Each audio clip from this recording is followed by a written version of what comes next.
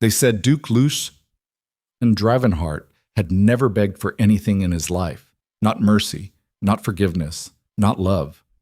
They said he had crushed 3 lords beneath his boot heel before his 25th year, that he had walked off a battlefield with an arrow lodged between his ribs and never broken stride, that the emperor himself flinched when Lucien entered a room.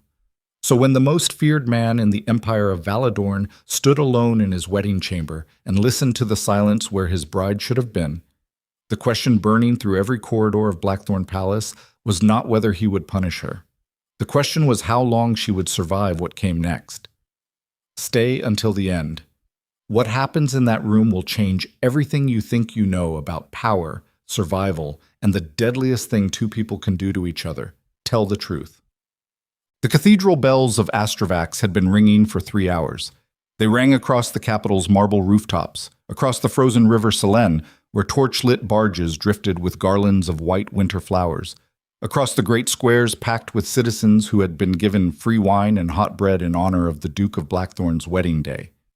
The Empire of Valedorn did not celebrate often, and when it did, it celebrated the way it did everything else, with overwhelming force, with spectacle, engineered to make the watching world understand that Valedorn's power was not merely political, it was elemental, inevitable, a thing carved into the earth itself.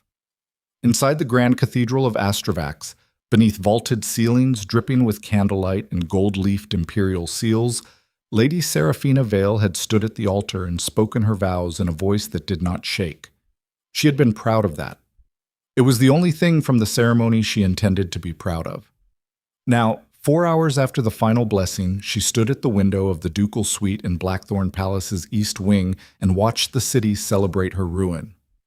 The suite was obscene in its opulence.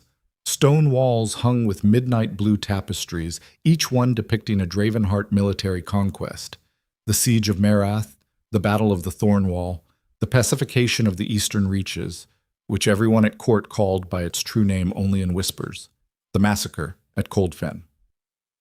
The floor was dark marble veined with silver. The fireplace was large enough to stand inside. 2 iron candelabras flanked it, each one taller than a man, each flame cutting the room into planes of amber and shadow. The bed stood in the center of it all like a throne built for sleeping.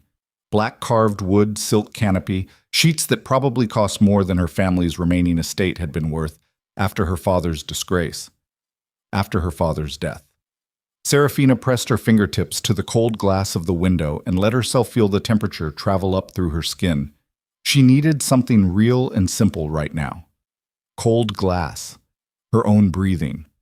The distant bells that didn't know or care what kind of night this was going to be. She had not been given a choice about this marriage. She wanted to be precise about that, even inside her own head, because there had been people at court, soft, cautious people with nothing to lose, who had suggested that the Emperor's arrangement was actually advantageous for House Vale, that marrying the Duke of Blackthorn was a form of protection, that Seraphina should be grateful. She had smiled at those people and said nothing, because saying what she actually thought would have gotten her arrested. House Vale had once been among the 5 great houses of Valedorn. Her father, Lord Aldrich Vale, had been the Emperor's closest advisor for 18 years, a man of extraordinary political intelligence and personal integrity, the kind of man who believed that power could be exercised without cruelty. He had been wrong about that. He had been proven wrong 3 years ago when a sealed imperial order had arrived at House Vale's estate outside the capital, bearing the sigil of Duke Lucien Dravenhart, condemning Lord Aldrich Vale on charges of sedition and conspiracy against the throne. Her father had been dead within a fortnight. Seraphina was 23 years old now, and she had spent 2 of those years learning to live in a house stripped of its lands, its income, its political standing, and its patriarch. She had learned how to manage servants she could no longer pay properly. She had learned how to negotiate with creditors who were becoming less patient every season. She had learned how to walk through court functions where everyone knew her diminished status and perform the precise social choreography required to neither beg nor break. She had learned, most importantly, how to make her face do absolutely nothing while her mind worked in another direction entirely. That was the skill she was drawing on now, as the door to the ducal suite opened behind her without a knock. She didn't turn around.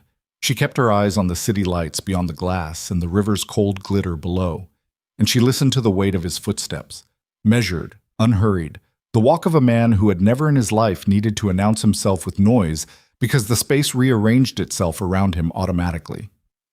The door closed. She heard him cross the room. She heard him stop somewhere near the fireplace. She estimated 12 feet behind her, close enough that she could feel the displacement of warm air when he moved, far enough that he wasn't crowding her yet. She heard the soft sound of a glass being set down on the mantelpiece, then the quieter sound of wine being poured. Lucien Dravenhart did not speak. She turned.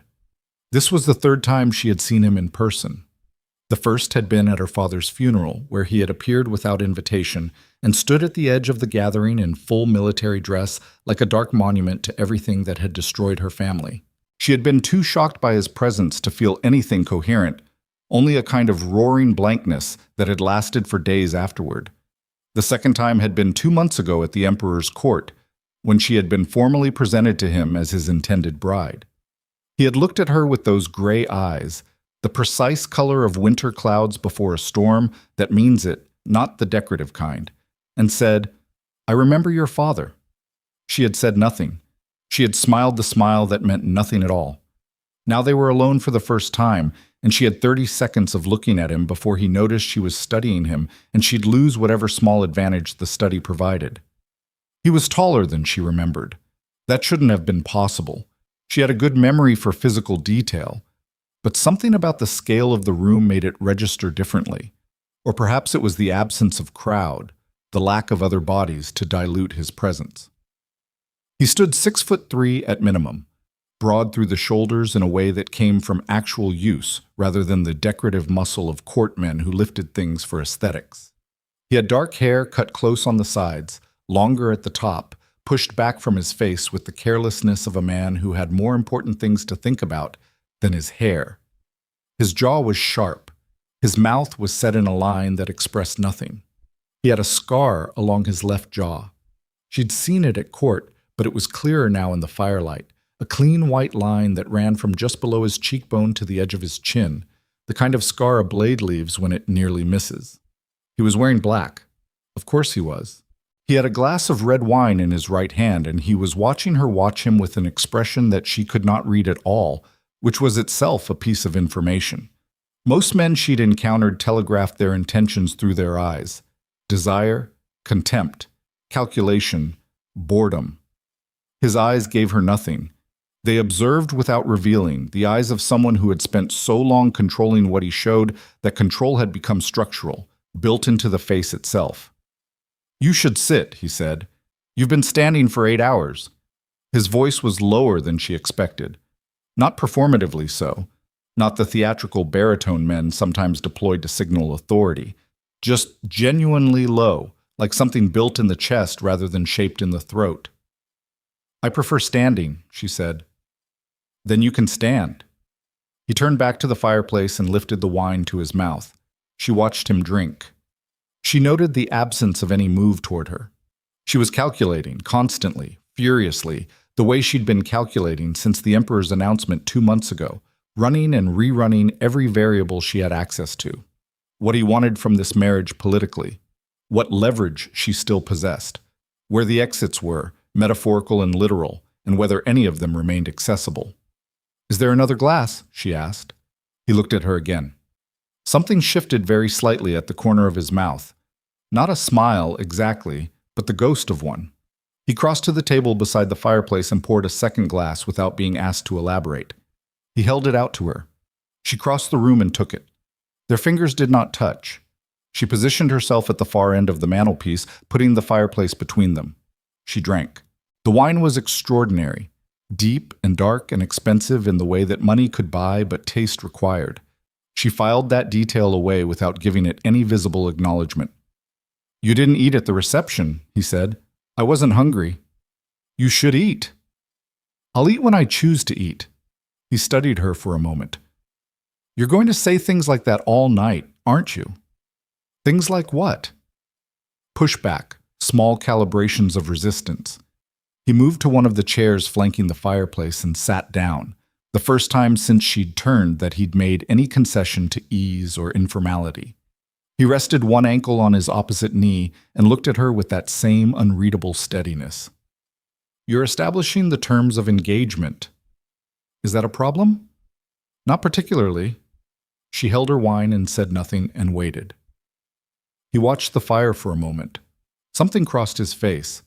Not the absence of emotion that had been there before, but something more complicated, a movement beneath the surface, like pressure building behind stone. She noted it. "You think I'm going to force something tonight," he said. "The thought has occurred to me. And if I told you I have no intention of forcing anything, I'd want to know what the condition is," she said.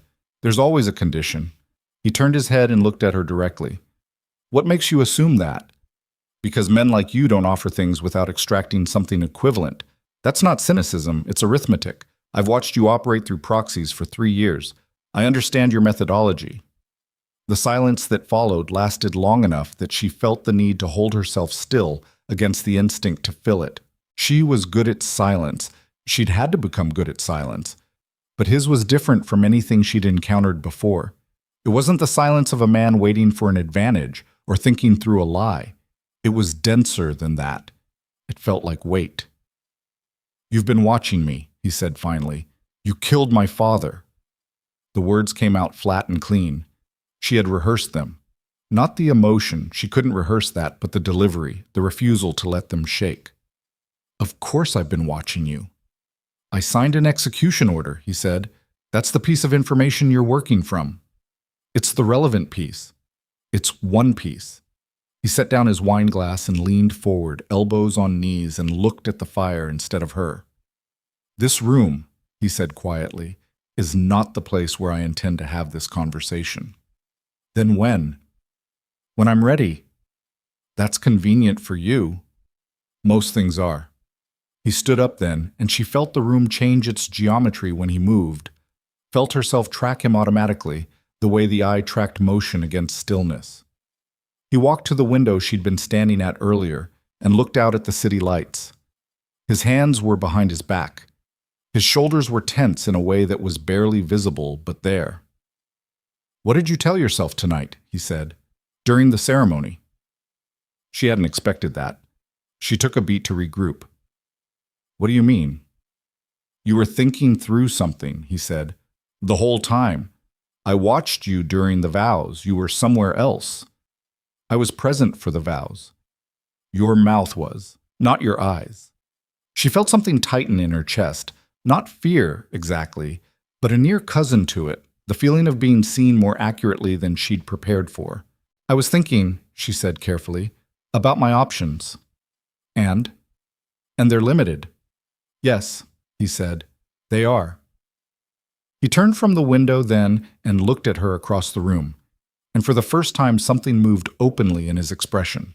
Not warmth, she wasn't going to mistake it for warmth, but something rawer than the controlled blankness he'd been running all evening. "I'm going to tell you something," he said. "Tonight, not because you've earned it and not because I owe it to you, but because it's the only currency I have that means anything in this room, and I'm not interested in building whatever this is."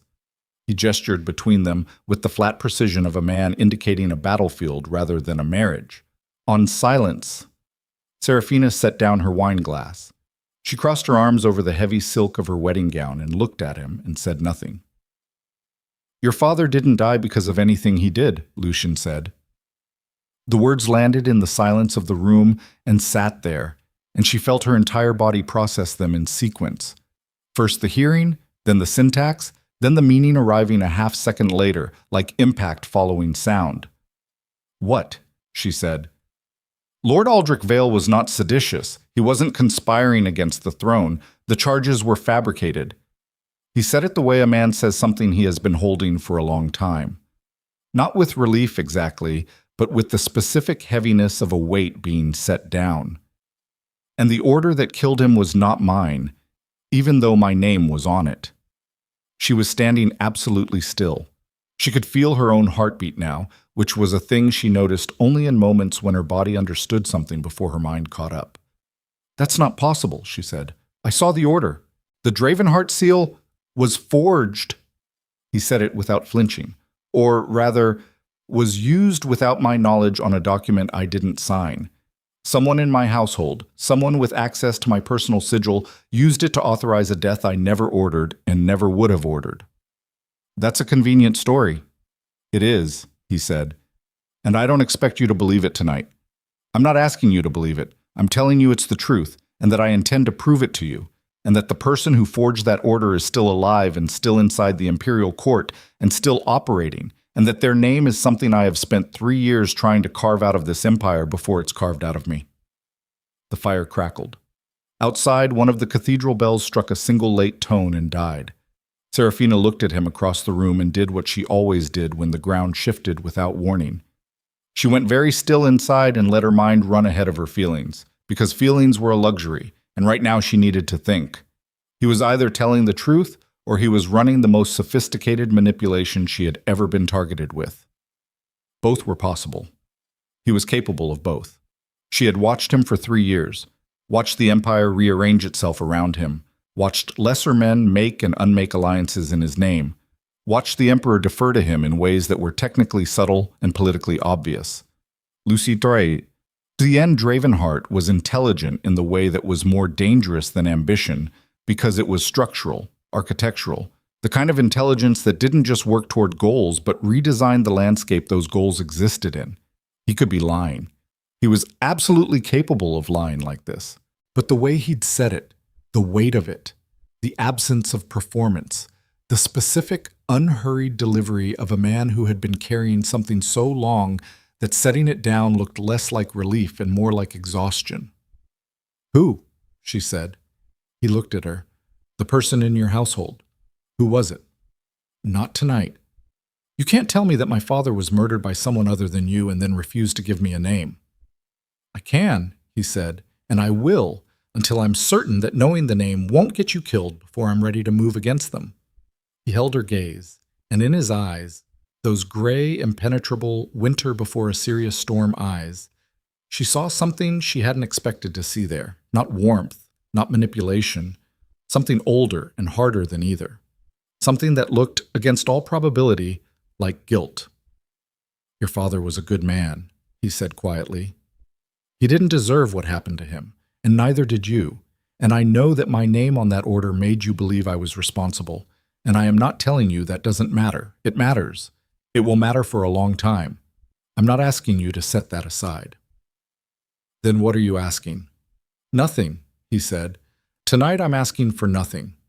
He moved from the window toward the door on the far side of the room. She recognized it as the connecting door that led to the Duke's private study, not the main entrance to the suite. He stopped with his hand on the frame and looked back at her. "There are rooms in the east corridor that are prepared for your household staff. You'll find your personal quarters through the left door. It connects to the suite, but has its own lock, and I've arranged for you to keep the key." He paused. "The lock works. I had it tested." She stared at him. "You had your own connecting door tested to prove to me that I could lock you out." "I had it tested," he said, "to prove to you that the lock is real and the key is yours." Something crossed his face, the ghost of that almost smile again, but quieter this time, something almost rueful in it. "I told you, I have no intention of forcing anything." He moved through the door. He stopped again on the threshold. She could see the edge of his profile, the line of his jaw, the scar running clean beneath the candlelight. "Your father told me once," he said, and his voice had changed, still low, still controlled, but with something exposed at the edges now, some filament of an older feeling, that the most dangerous thing a powerful man could do was stop being afraid of anything. He said it made you blind in specific ways. He paused. He was one of the only people in this empire who ever said something like that to my face. Then he was through the door, and it closed behind him, and Seraphina was alone in the wedding suite with 2 glasses of wine and a fire burning down, and the bells of Astrovac still ringing somewhere far below, like they didn't know the world had just tilted on its axis. She stood exactly where she was for a long time. Her father's voice. She hadn't expected that. She hadn't braced for it because she hadn't known to, and now it was inside the room with her, inside the walls of this impossible night, and she felt the crack that she'd been managing so carefully for 3 years run a little deeper.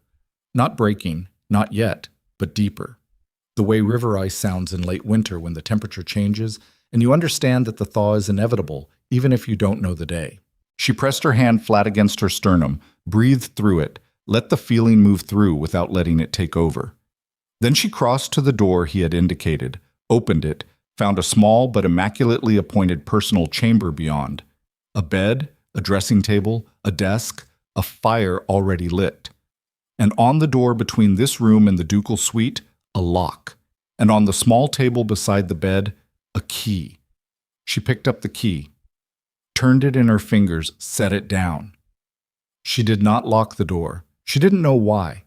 She told herself it was tactical, that locking it suggested she was afraid, and she wasn't willing to give that to him, not even to a door he wasn't standing on the other side of.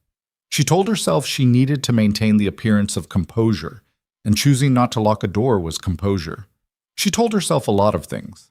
She sat down on the edge of the unfamiliar bed and looked at the ceiling and turned over everything he had said with the same careful attention she'd given to every document she'd managed to get access to in 3 years of systematic, quiet, invisible investigation into her father's death.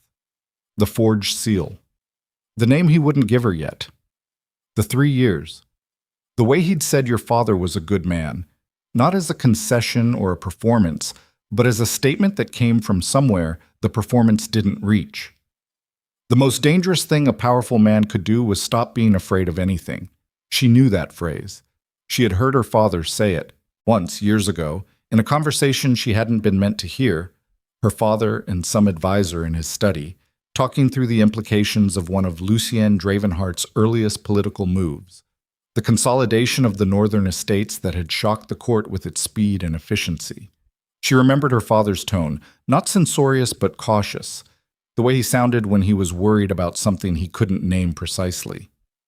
He had met Lucien Dravenhart. He had said that thing to his face.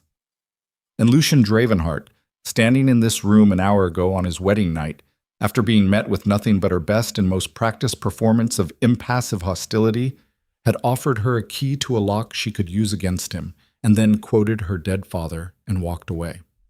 There was a part of her, the part she was most careful about, the part she kept in the furthest room of herself and never let into the light during negotiations, that registered what he'd done as something it wasn't safe to register, something that would need to be examined later, when she had more information, something that made the arithmetic she'd been running about this marriage begin to produce different results than the ones she'd walked into this room expecting. She lay back on the bed with her wedding gown still on and stared at the ceiling and listened to the fire. Downstairs, somewhere in the palace depths, she could hear the last of the wedding celebration. Music, laughter, the sounds of a world that believed tonight was about joy and union and the consolidation of ducal power through a politically strategic marriage.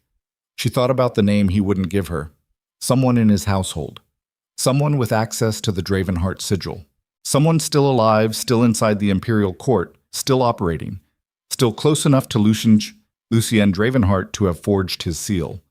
She thought about that, and about the way he'd said he spent 3 years trying to carve that name out of the empire before it was carved out of him, and she felt the shape of something new and dangerous beginning to form in her understanding of the situation she'd been placed in.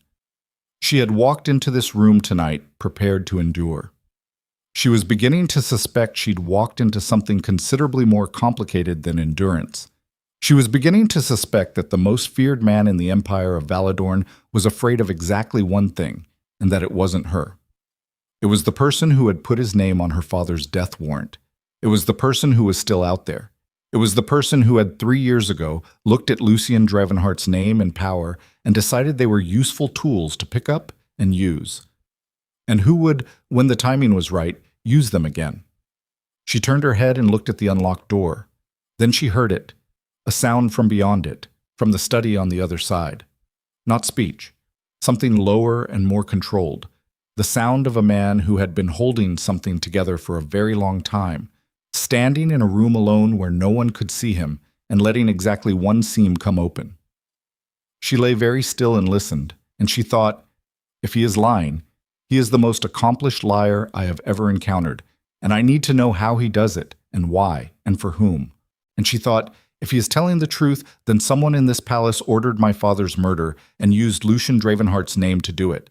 And that person has been watching both of us ever since. And tonight, on the night of our wedding, with both of us under one roof for the first time, tonight they are watching us again." The sound from the study stopped. Silence settled through the connecting door like water through stone. She sat up. She looked at the key on the bedside table. Then, from behind the study door, she heard something else. Not a sound this time, but the kind of silence that follows a sound that shouldn't exist. The specific texture of absence that meant something had been disturbed in a room a man believed to be empty. Seraphina was on her feet before she'd made the conscious decision to stand. Her hand was on the connecting door before she'd decided to cross the room. She opened it. The study beyond was dark except for the dying fireplace glow and one candelabra near the desk. And in that amber, unsteady light, she saw two things simultaneously. Lucien Dravenhart standing behind his desk with a drawn blade in his hand and his eyes locked on the study's secondary window, the one that faced the interior courtyard, and the window itself, hanging open 3 inches in the winter night air. Open. When she had heard no wind and felt no draft through the connecting door, his eyes moved to her. Something moved through his face, and not surprise, not the version of surprise she'd expected, but something colder, more calculated. "Get back in your room," he said, quiet and absolute. "Lock the door." "What?" "Now, Seraphina." And then, beneath the order, something she wasn't meant to hear. "They know." She didn't move. She stood in the doorway with the wedding gown and the cold air from the open window reaching her across the dark room and the blade in his hand catching the last of the firelight. And she looked at the man she'd married 8 hours ago and understood with total clarity that she was already inside something that had started long before tonight. Something that her father had been killed to prevent someone from stopping. And someone had just opened a window to make sure she and Lucien Dravenhart understood exactly how close the knife could get. She should have gone back through the door. That was the thought that ran underneath everything else as Seraphina stood frozen in the connecting doorway with the winter air crawling in from the open window and Lucien Dravenhart's blade catching the firelight 3 feet ahead of her.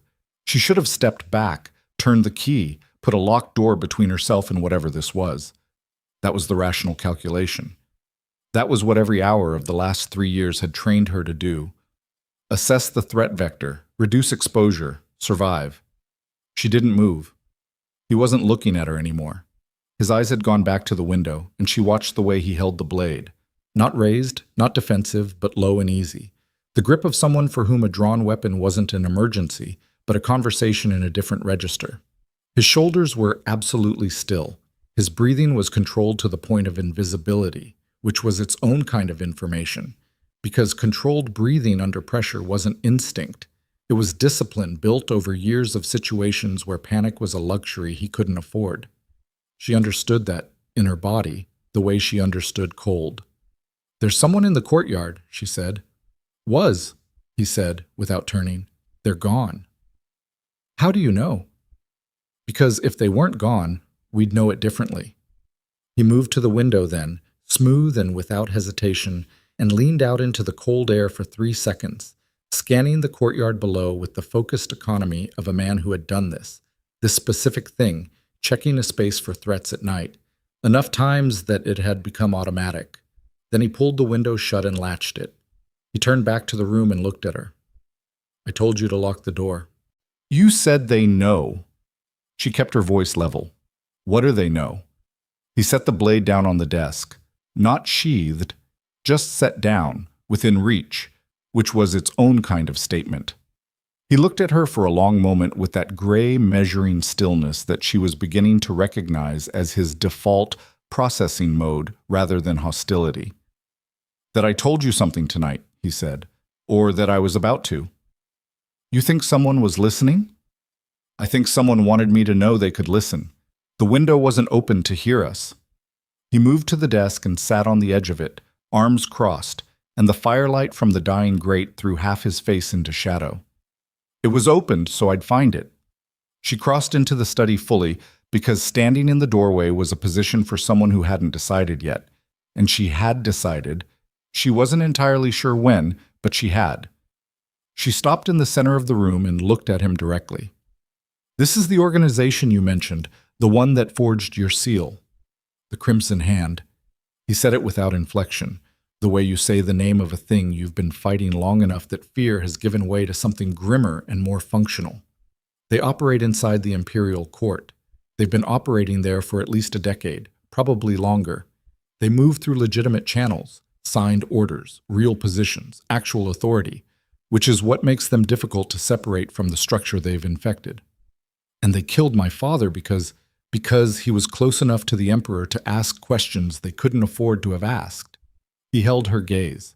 Your father had started noticing things. Inconsistencies in imperial military procurement, movement of funds through accounts that didn't correspond to any official budget line.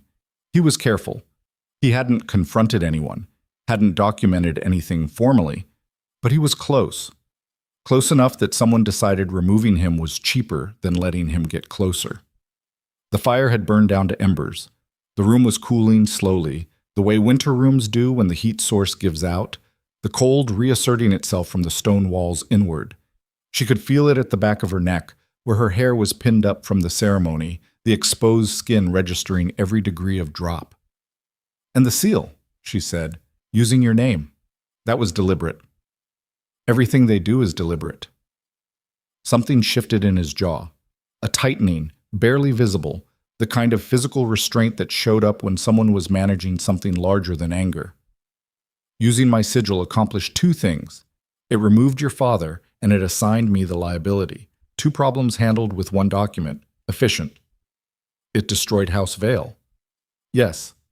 My family's lands, our position, 3 years of—" She stopped, looked away from him, because there were things she could say in that direction that she hadn't decided to say yet, and she needed to choose. She looked back. 3 years of watching everything my father built get dismantled piece by piece while his supposed murderer continued to accumulate power and court favor. "I know what it looked like." "It looked like exactly what it was designed to look like," she said, and her voice was harder now, the control thinning enough to let some of the 3 years through. "Except the thing it was designed to look like was a lie." "Yes." He didn't offer anything else. No defense, no elaboration, no attempt to redirect. He sat on the edge of his desk in the dying firelight and took the weight of that sentence without flinching, and she found that more disturbing than deflection would have been, because deflection she knew how to fight.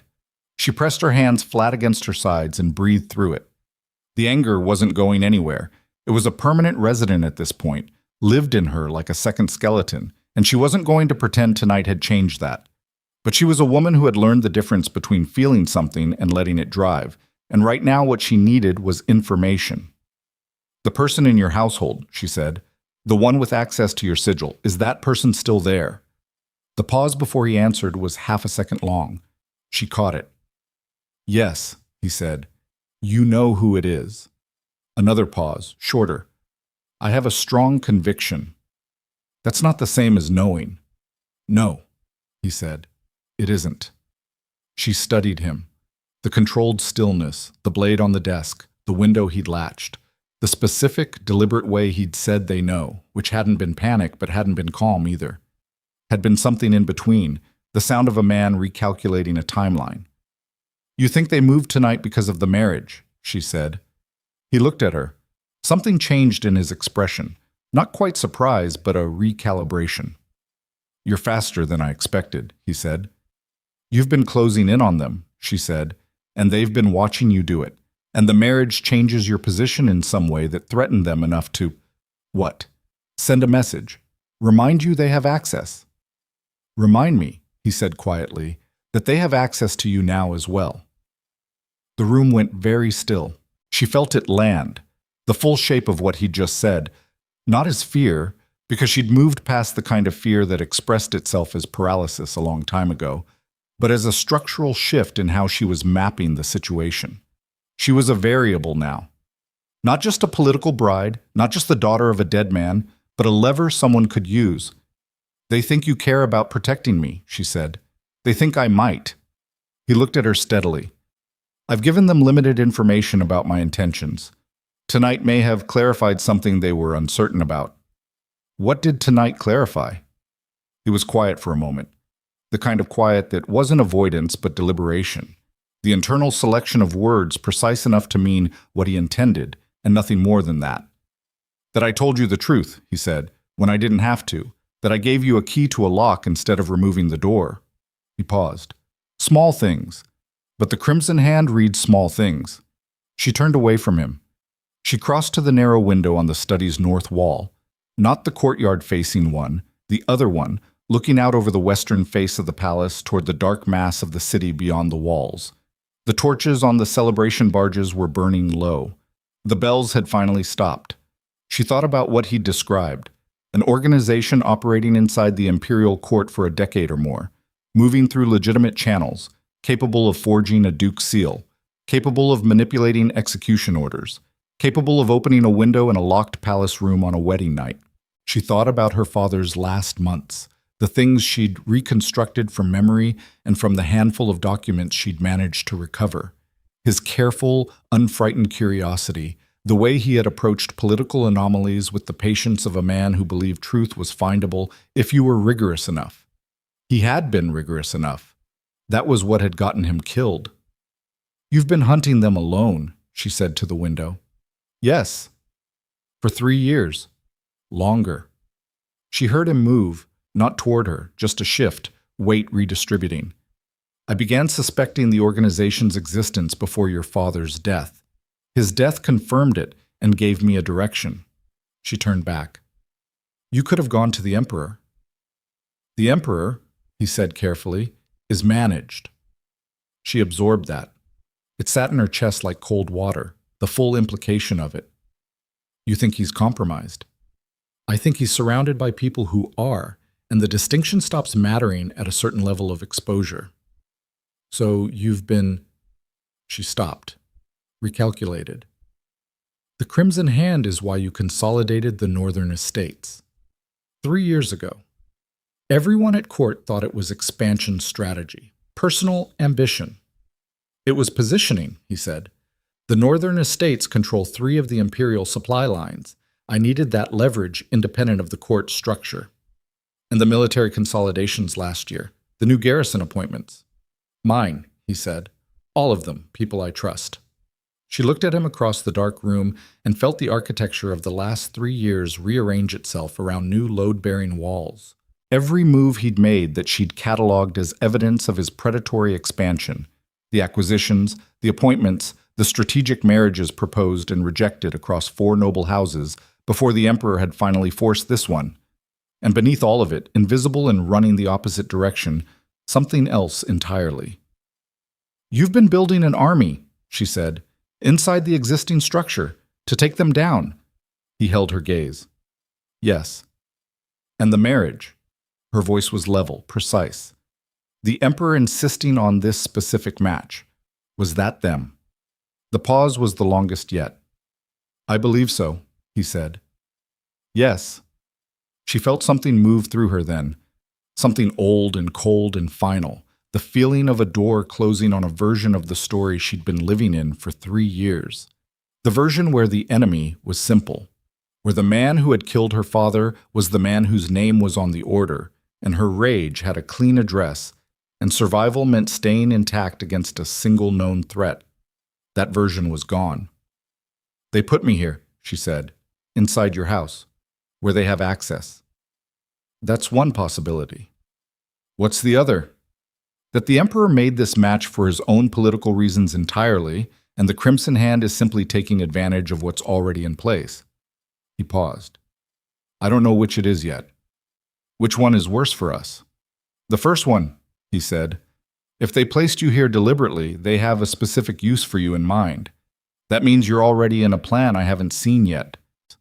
She stood with her hands at her sides and her wedding gown heavy around her and the cold of the stone room settling into her shoulders, and she made herself think past the anger and past the fear and into the clean, functional space where decisions lived.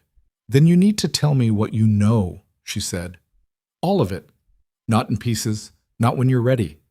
I need the full picture, because if I'm already inside their plan, I need to know what the plan is. I've told you more tonight than I've told anyone in 3 years. That's not enough." He looked at her for a long moment. The firelight was almost gone now, just the glow of embers painting the room in shades of deep red and shadow, and in that light his face was stripped of every social layer. The Duke, the political operator, the feared man who made emperors flinch. And what was underneath was harder to categorize. Older. A man who had been carrying something very heavy for a very long time, and was standing in a room with someone who had just demonstrated they could carry weight. "Sit down," he said. "I don't—" Seraphina. Not a command this time, something quieter. "Sit down. This is going to take a while." She sat. She took the chair across from the desk, the one angled toward the dying fire, and she folded her hands in her lap and looked at him and waited with the particular patience of someone who had learned that waiting was not passive. It was a form of pressure, applied correctly. He was quiet for a moment. Then he moved to the desk, opened the lower right drawer, and removed a document case. Old leather, unmarked, the kind of case designed to look like nothing in particular. He set it on the desk between them but didn't open it. 12 names, he said. That I've confirmed. 15 that I suspect. One at the center that I cannot yet prove. He looked at her. Your father's name was on their original list as a target. He wasn't the first. He won't be the last unless I move before they understand how close I am. And the one at the center, she said. The one you can't prove. His jaw was tight again. The blade was still on the desk, 4 inches from his right hand. Is someone, he said, who has been inside this palace for 9 years, who has had access to my household, my correspondence, and my sigil, who attended our wedding today and stood close enough to offer congratulations. He paused, and the pause had edges. And who will be at the Imperial Council session in 6 days, where I intend to present enough evidence to end this. 6 days, she said, and the window tonight was them warning you. Reminding me, he said, that they can reach anything, anyone. His eyes moved to her, and in them was the thing she'd seen earlier that she hadn't been able to categorize, that older, harder thing beneath the control. I need you to understand what you've walked into, he said. Not the marriage, the actual situation. It is not safe. It will not be safe for the next 6 days, and after the council session it will be a different kind of dangerous. I need you to know that clearly. She looked back at him. I've been in an unsafe situation for 3 years. Not like this. No, she said. Not like this. She reached forward and laid her hand flat on the document case between them. Not opening it, just a hand on leather, a gesture of intent. But I know what they took from me. I know what they used your name to do to my family. And I am not, she said, and her voice was quiet and absolute, sitting 6 days in a room waiting for you to finish this without me. He looked at her hand on the document case. He looked at her face. Something moved through his expression, not the ghost of the almost smile this time, not rueful, not controlled. Something that looked like recognition. The specific recognition of a man who has been alone in a particular kind of fight long enough that encountering someone willing to stand in the same direction feels like a category of experience he had stopped expecting. He reached out and opened the case. The documents inside were dense. Pages of coded notation, names with corresponding dates and transaction records, a hand-drawn map of Imperial Council seating arrangements with certain positions marked, 3 letters in a cipher she didn't immediately recognize. She leaned forward, and behind her, at the far end of the corridor outside the study's main door, something moved. Not the window this time, the door. Lucien's hand closed on the blade before she'd registered the sound fully, and she was already half out of the chair when the knock came. 2 controlled raps, pause, 1 more, and she watched something change in his posture, watched the blade angle shift from threat-ready to something more calculated. My captain, he said quietly. To her, not to the door. He raised his voice. Enter. The door opened, and the man who stepped through was built like military necessity, wide, efficient, a face that had made its peace with violence long ago. He stopped when he saw Seraphina, and something moved through his expression that she catalogued in half a second. Not surprised at her presence, but at what her presence in this room, at this hour, with the document case open between them, indicated. He looked at Lucien. There was someone in the east courtyard, he said. Guardsmen found a grapple mark on the south wall. Whoever it was cleared the perimeter before the patrol rotation. He paused. They left something. He held out a small, folded piece of paper. Lucien took it, read it. His face went absolutely still. The stillness that was not calm, but the thing below calm. The layer where real decisions got made. He held it out to her. She took it. 4 words, written in a clean and educated hand. She knows too much. She held the paper and felt the cold of the room settle into her fully for the first time, and understood with complete clarity that the 6 days Lucien had described were already gone. Whatever timeline he'd been working toward had just been collapsed by a single act. His act, tonight, telling her the truth in a room someone had been able to reach. She looked up from the paper, found him watching her. They're going to move before the council session, she said. Yes, he said. Then so do we. He held her gaze for 3 long seconds, and in those seconds she felt the entire geometry of everything.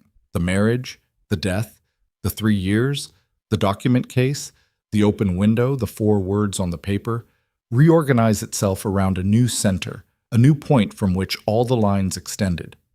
He gave one short nod, and somewhere outside the palace walls, in the dark city still scattered with the dying lights of a wedding celebration, something that had been in motion for a very long time accelerated past the point where either of them could stop it. They moved before dawn, not because it was the right tactical window. Lucien would have preferred another 48 hours, another layer of verification, another name confirmed before he started pulling threads in ways that couldn't be unpulled. But the note had collapsed that preference into something irrelevant. When someone tells you they know what you know, the clock stops being yours. He had given Seraphina 2 hours to sleep. She had not slept. He knew, because he hadn't either, and the silence from her room had the texture of wakefulness, the specific quiet of a mind running hard in a still body. At 4 a.m, he had knocked once on the connecting door, and she had opened it already dressed, her wedding gown exchanged for the plain traveling clothes someone on his staff had apparently thought to prepare, her hair pulled back and her face carrying the clean, stripped-down expression of someone who had already done their grieving for the night and come out the other side functional. He had handed her a copy of 3 documents from the case. Not all of them. The 3 that mapped the Crimson Hand's financial structure through the imperial court. She had read them in 12 minutes, standing at the desk, and asked 2 precise questions. One about a notation in the margin of the 2nd document, one about the cipher on the 3rd letter, and both questions had landed exactly where he would have wanted someone to look. He had answered them. Then they had gone to find Commander Aldrich Vane. Vane had served as Lucien's military captain for 6 years. He had been at the Thornwall and at Coldfin. He had coordinated the northern garrison appointments and secured the supply line transitions and been present at every significant strategic decision Lucien had made in the 3 years since the Crimson Hand had moved into the center of his attention. He was 41 years old and built like a man who had decided early that his body was a tool rather than a possession, and he had a quality that Lucien had valued above almost everything else in the people around him. He did not require things to be explained twice. He was waiting for them in the war room, which occupied the ground level of the palace's north tower. Maps on every wall, a fire that had been burning since before their arrival, 3 oil lamps on the central table throwing hard light across the topographic surveys of the capital's internal road system, the Imperial Council building layout, the Crimson Hand network diagram that only 4 people in the Empire had ever seen. When Lucien entered with Seraphina, Vane looked at her for exactly 1 second and then looked at Lucien. "She's read the financial documents," Lucien said. "She stays." Vane absorbed that without comment, which was one of his better qualities. They worked for 2 hours. The core of the problem was the timeline. 6 days to the council session had become, with the note's arrival, something closer to 6 hours before the Crimson Hand would calculate that Lucien was moving early and respond accordingly. The names in the document case needed to be matched to current physical locations, 12 confirmed, 15 suspected, 1 center, and the council session itself needed to be either accelerated or replaced with something that didn't require the standard imperial notice period, because notice period meant warning, and warning meant the network could dissolve before it was exposed. Vane had 3 garrison captains he trusted at the city level. If they moved by first light, They could have 11 of the 12 confirmed names in custody before the second bell of morning. The 12th was harder. He occupied a position in the palace household that made a direct approach dangerous without triggering exactly the kind of alert they needed to avoid. The 12th name, Seraphina said from her position at the far end of the table, where she had been cross-referencing the financial documents with the council seating map for the better part of an hour. She looked up. He's the one with direct palace access. Yes, Lucien said. His position is senior household steward. Yes. She looked at the map, then at Lucien. Something moved through her expression, a calculation reaching its conclusion. He has access to your sigil, she said. Not a question. The room was very quiet. Vane had gone still in the particular way of a man whose instincts were telling him something his conscious mind hadn't caught up to yet. Lucien held her gaze. His name is Edrin Solis, he said. He has served House Dravenhart for 9 years. He was appointed to his position by my father 2 years before my father's death. He paused. He handled the correspondence archive during the period when your father's execution order was processed. The silence that followed was absolute. Seraphina set down the document she was holding, slowly, with the controlled precision of someone managing a very large internal pressure through the outlet of small physical movements. Her jaw was set. Her eyes were steady. She looked like a woman who had just had something confirmed that she'd been building toward and wasn't surprised by, and somehow felt like a blow regardless. You knew, she said. I suspected, he said. Since 14 months ago. I couldn't prove it.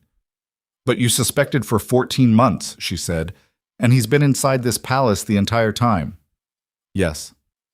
Walking past you every day. Yes. She looked at him for a long moment. He watched her process it, watched the anger move through her face and get managed back down into the functional layer, watched the grief underneath its surface for just a second, and then get covered again.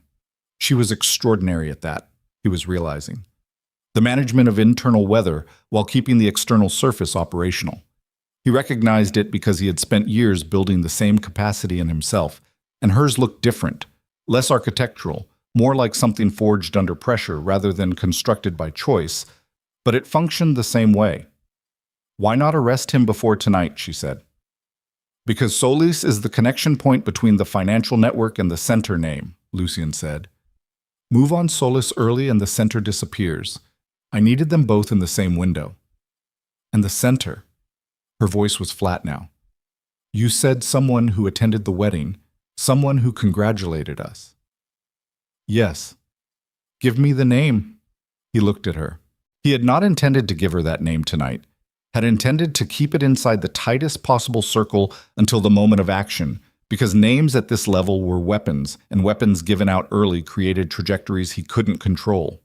But she was looking at him with the eyes of a woman who had just learned that the man who processed her father's death warrant had been living inside the same palace she was now required to inhabit, and the calculation about what she was owed had shifted. Lord Casimir Vale, he said, Imperial Privy Councillor, 37 years in the Emperor's inner circle. She knew the name. He could see it. The recognition, the rapid reassessment, the architecture of everything she'd observed in 3 years of court navigation, reorganizing itself around a new structural fact. He was at the funeral, she said quietly. He expressed condolences. He told me my father had been a man of rare integrity. Her voice didn't shake. Something colder moved through it instead. Something that had no name in the social register but was extremely legible to anyone who had spent time near genuine hatred. He held my hand. Vane said nothing. The fire said nothing. The maps on the walls with their lines of movement and position and consequence said nothing. Lucien said, By first light, we...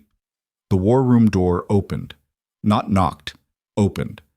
The man who came through it was someone Lucien's body recognized before his mind did. 9 years of proximity creating a physical grammar of familiarity that the mind had to override in real time. Edrin Solis was 53, slight, with the careful posture of a man who had spent decades being underestimated and had learned to weaponize it.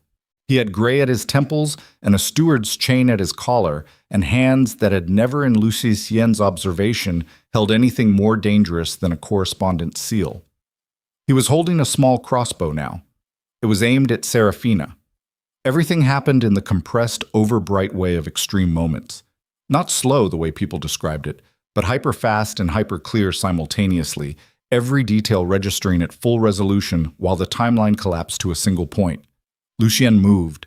He was already moving before the conscious decision, his body making the calculation that his mind was still processing, putting himself between the bolt and Seraphina with the same instinct that had kept him alive at the Thornwall and Coldfin, and 3 other places where survival had required being faster than thought. He felt the impact in his left shoulder. It wasn't like the stories said. It wasn't dramatic. It was a hard, specific pressure and then a spreading heat. And then the floor was closer than it had been, and he was on one knee with his right hand still reaching for the blade at his hip, because stopping was not something his body had been trained to do. Vane was already on Solis, had crossed the room with a speed that didn't match his size, had the smaller man's wrist locked and the crossbow on the floor and Solis's face against the wall before the second had elapsed. Seraphina was beside Lucien. He hadn't heard her move. She was just there, her hands on his shoulder, and the pragmatism in her touch was striking. No panic, no hesitation, just immediate assessment, her fingers finding the bolt's entry point with the calm focus of someone who understood that feeling things was a luxury that came after. "It's in the muscle," she said. "Not deep." "I know," he said. "You need to—" "I know." He got his feet under him. The shoulder was wrong, functional, but wrong. A wrongness that was going to become extremely inconvenient in approximately 20 minutes.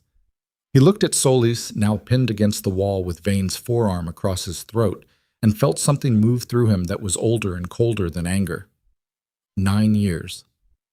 The man had stood at his shoulder for 9 years, had managed his correspondence, his household, his sigil, had handed him documents to sign at the Thornwall Field Command while men were dying 50 yards away, had expressed what looked like genuine concern when Lucien had taken a blade to the thigh in the 2nd year of the Northern Consolidation.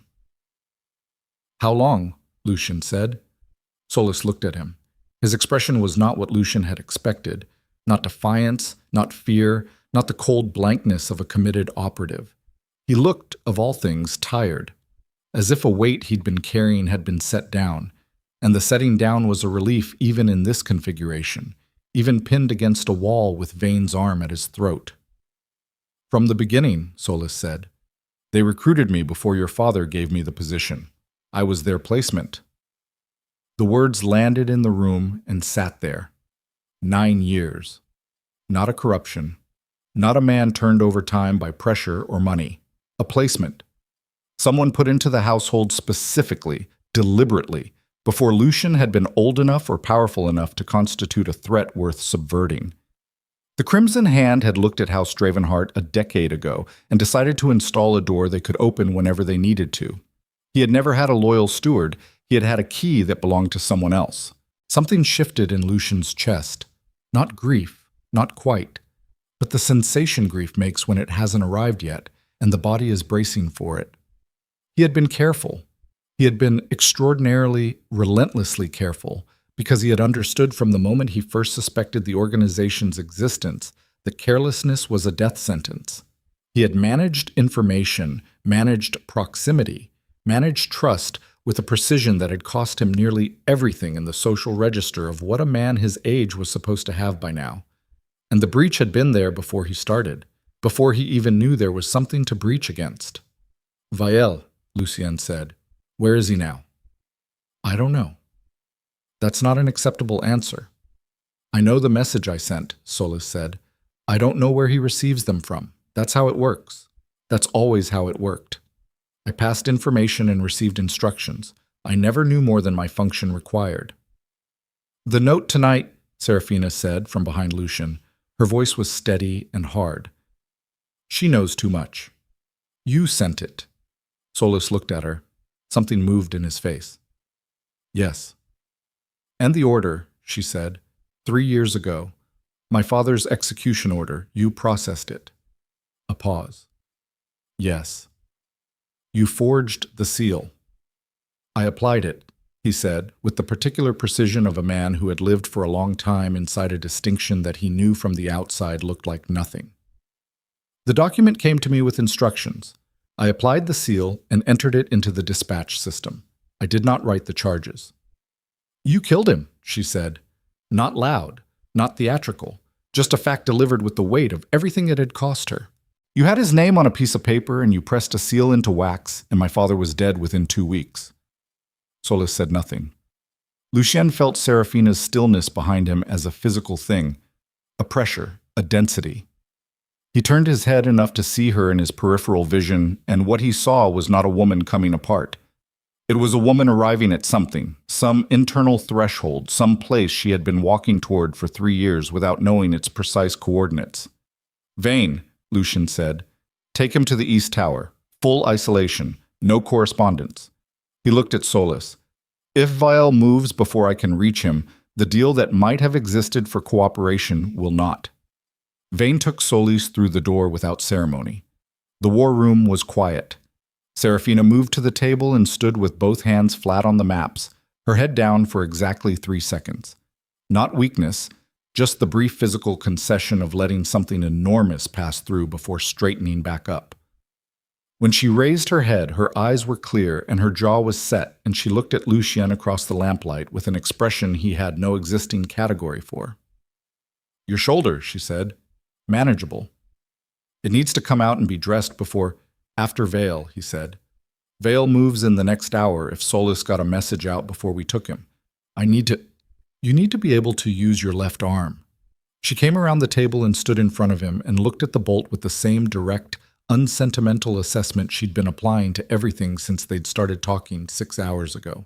Sit down. Seraphina? Sit down, Lucien. It was the first time she'd used his name. He sat. She worked with the same focused efficiency she brought to everything. No unnecessary movement, no hesitation, the expressions on her face tracking pain response and depth assessment with a practicality that he found, absurdly, in this specific moment with a bolt in his shoulder and the Empire in the process of fracturing, something close to steadying. She had learned this somewhere, filed it away as a necessary skill, and kept it current. He wondered what else she'd been quietly keeping current against contingencies she'd had no reason to expect but had prepared for anyway. You're going to lose use of the arm for 3 days minimum, she said. After that, limited. I've fought with worse. I'm sure you have. She tied off the dressing and stepped back and looked at him. Vale will know Solis is taken. He'll either run or he'll move against you before you can move against him. And running means losing him into the organization's deeper structure. Yes. So he moves against you. Yes?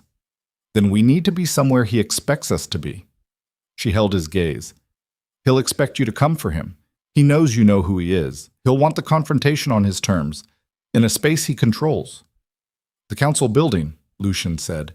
He'll call an emergency session, she said. Use his position in the Privy Council to convene under imperial authority. Put you in a formal space with formal rules where your garrison captains can't follow, and your evidence has to pass through channels he influences. She paused. And where an accident, or a public accusation, or an arranged collapse of your credibility is possible in ways it isn't in an informal confrontation. He looked at her. You've been thinking about this for a while, he said. I've been thinking about how powerful men get destroyed since my father died, she said. It's not usually through force. It's through the formal mechanisms they trusted to protect them. She straightened. He'll use the Emperor, not directly. Vale is too careful for direct use of anything. But he'll invoke imperial procedure, and imperial procedure will require you to present your evidence in front of people, some of whom he owns. And without Solis's testimony in a form the council will accept, the financial documents alone may not be sufficient. Solis will testify, Lucien said. Solis will testify to what he knows, which is his function and his instructions. He doesn't know Vale's full network. He said so himself. She looked at him steadily. You need something that ties Vale directly to the order on my father, something that came from Vale's hand rather than filtered through Solis. I've been trying to find that document for 3 years. I know, she said. But you've been looking for it as a record of a death. She paused. I think it exists as a record of an asset. My father wasn't just removed, he was removed because he was about to expose something specific. Whatever he found in the procurement records, that specific thing, is what Vale needed to protect. The order on my father was collateral protection of a primary secret. And primary secrets in an organization like this get documented because the people at the center need insurance against each other. Lucien went very still. She was right. He had been approaching the document question from the wrong direction for 3 years, looking for evidence of the act rather than evidence of the motive, because motive required understanding what her father had found, and he had never had access to Lord Aldrich Vale's personal investigation records. "Your father's papers," he said, "after his death. What happened to them?" "Confiscated," she said. "Imperial standard procedure following a sedition conviction. They would have gone to, She stopped. Her eyes changed. "The Privy Council archive," she said, "which is administered by the Privy Council senior staff." "Which is Vale's domain," Lucien said. The silence between them had a different quality now. Not the silence of an impasse, but the silence of two people standing on the same side of a line they had just discovered, looking at the same thing from the same angle for the first time. "He kept them," she said. It wasn't a question. "He didn't destroy them. He kept them because they were the only complete record of what my father found, and he needed to know how much was documented in case someone else got close. If we can reach that archive before he does, he'll have already thought of it," she said. "The moment Solus was taken, the archive becomes his most vulnerable point. He'll move to secure it or destroy it within the hour." She looked at Lucien with something in her expression that was stark and clear, and completely without any of the protective distance she had walked into this palace wearing like armor. "I need to be the one to go," she said. "Not you. You go to Vale directly. Keep his attention on the formal confrontation he's planning. While he's managing you, I reach the archive. That puts you directly in range of an organization that issued a note about you 6 hours ago." "Yes," she said, "it does." He looked at her. He thought about the window, the note. She knows too much. He thought about what it cost to send someone into a space that was actively dangerous with incomplete information and no guarantee of extraction, and he thought about the fact that he had been making exactly that calculation about himself for 3 years and absorbing the weight of it alone, and something in him resisted doing it in the other direction with a force that was not tactical and not strategic and not the kind of thing he was accustomed to accounting for. "I don't," he started. "Lucien." She said it the same way she had before, and it landed the same way. His name in her voice, which was a thing he hadn't known he was registering until it happened twice, and the second time felt inevitable. "The only way this ends is if we move at the same time from opposite directions. You know that." He looked at her for a long moment in the lamplight of the war room with the maps of the Empire on the walls and the fire burning down and his shoulder wrapped in the dawn starting somewhere beyond the palace walls, and understood with the particular clarity of someone who had just run out of the kind of caution that could be sustained indefinitely, that she was right, and that the recognition of her being right had arrived in his chest alongside something else entirely, something that had nothing to do with tactics or timelines or the Crimson Hand or 3 years of careful, solitary, grinding work toward a single point of justice. Something he was not going to examine right now because they had approximately 40 minutes before Vale made his move. "I'll give you Vane," he said. "I don't need—" "Vane," he said. "Non-negotiable." She looked at him. Something crossed her face. Not concession, but the acknowledgement of a line held, which was different. "Vane," she said. He stood. The shoulder protested with immediate and specific authority. He moved to the door and then stopped with his hand on the frame and turned back. She was already pulling the financial documents into the configuration she would need. Already moving, already 3 steps into a plan she had assembled in real time from incomplete information in the middle of the night after not sleeping, in a palace she had arrived in as a political hostage 12 hours ago. "Why?" he said. She looked up. "You could have locked the door," he said. "An hour ago, stayed in your room. Let this run without you and claimed afterward that you knew nothing. There was a version of tonight where you were protected by ignorance." She held his gaze. "I know," she said. "So why?" She was quiet for a moment, then, because my father spent 18 years believing that power exercised carefully could build something worth protecting. She looked down at the documents. He was right about that. He was just wrong about who he was protecting it from. She looked up again. I'm not going to be wrong about that twice. He held her gaze for 3 seconds. Then he went through the door into a dawn that was already pulling the darkness apart over the capital of Valedorn, toward the man who had spent 9 years building a cage that now, for the first time, had 2 people standing against it from outside. And in the palace archive, somewhere in the sealed records of the Privy Council, a dead man's papers sat waiting for the one person alive who understood what they contained, and what they would cost to retrieve. The capital burned from the east before the second bell of morning finished dying. Not the whole city, not yet.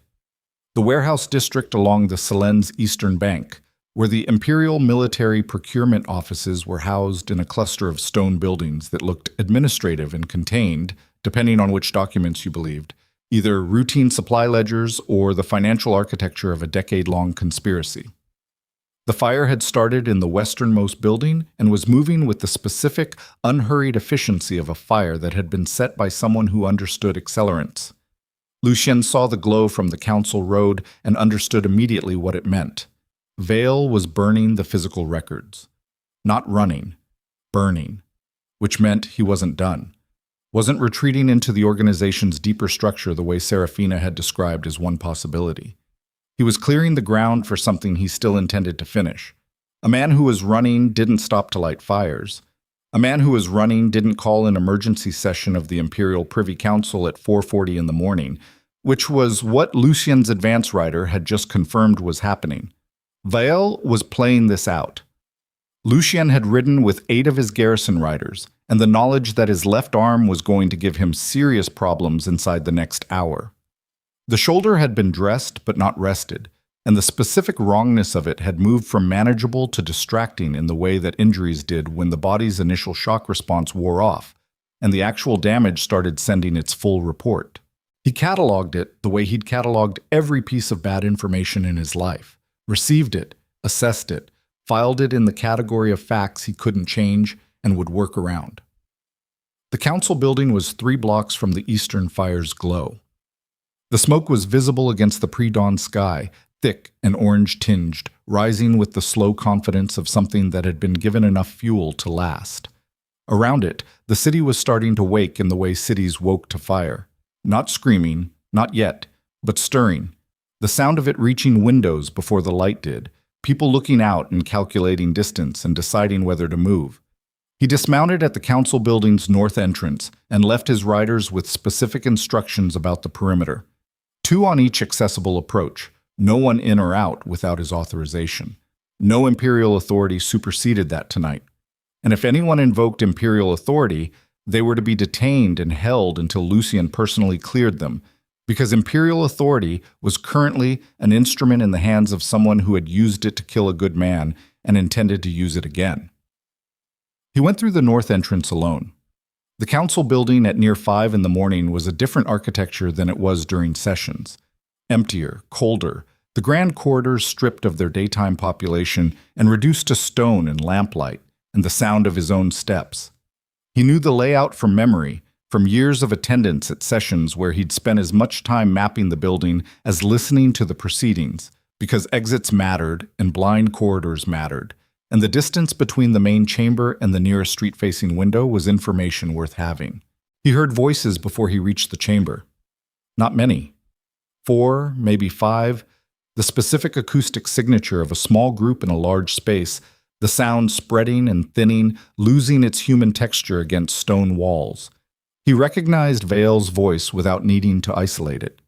53 years old, a privy councillor for 37 of them. A voice trained to project authority in formal settings and capable of producing warmth on demand, the kind of warmth that had held Seraphina's hand at her father's funeral and expressed condolences that were, functionally, a victory lap. Lucien stopped outside the chamber door and breathed through the shoulder for 3 seconds. Let it settle into the background. Put everything else he was carrying, the 3 years, the document case, Solis in the East Tower, Seraphina and Vane somewhere in the archives section of the palace, into the background as well, because bringing all of it into this room meant bringing weight that would slow him, and he was already operating at a deficit. What he had left, stripped down, was this. He was the most dangerous man in the Empire of Valedorn, not because of the title or the armies or the garrison network he'd spent 3 years building, because when everything else was subtracted, he was still standing. He had been standing since before he understood what standing cost, since his father's death left him with a duchy and no manual for what it meant to hold power in an empire that was being quietly hollowed from the inside. He had learned the hard way that power wasn't what it claimed to be. It wasn't a wall or a weapon. It was a temperature. The specific temperature of someone who had decided they would not be moved, maintained under conditions designed specifically to move them. Everything else, the title, the reputation, the fear he generated in rooms he entered, was just the visible record of that temperature held over time. He pushed the door open. There were 5 of them. Vale at the center of the chamber's raised dais, flanked by 2 men Lucien recognized as minor council functionaries, not on his confirmed list, which meant either they were clean or they were in the suspected column, and right now the distinction mattered less than their physical positions relative to the exits. 2 more men near the chamber's eastern wall, both armed, both wearing the kind of deliberately civilian clothing that made the weapons more obvious by contrast. Vale looked at him without surprise. That was the first tell. A man who had called an emergency session and expected to control its terms looked at an unexpected arrival with recalculation. Vale looked at him with the expression of someone whose expectation had been confirmed. He had expected Lucien to come here. He had wanted him here. Duke Dravenhart, Vale said. His voice was exactly as Lucien remembered it, measured, warm-edged, carrying the particular authority of a man who had been in rooms like this for nearly 4 decades and had arranged most of the furniture. "I'm glad you came. This is in fact a conversation we are long overdue for." Lucien walked into the chamber at the same pace he'd been moving at outside it. He didn't stop at what would have been the deferential distance for a formal session.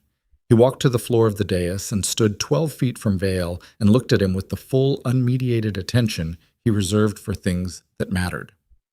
"The fire on the eastern bank," he said. "You're burning the procurement records." "A tragic accident," Vale said. "The night staff will have filed a report by morning." "The night staff you planted in that building." "I have no idea what you mean." The warmth in his voice didn't change.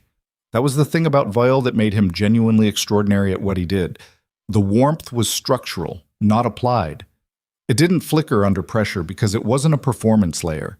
It was the face he'd built over 53 years of operating in spaces where warmth was the primary tool of access, worn so long it had fused with whatever was underneath.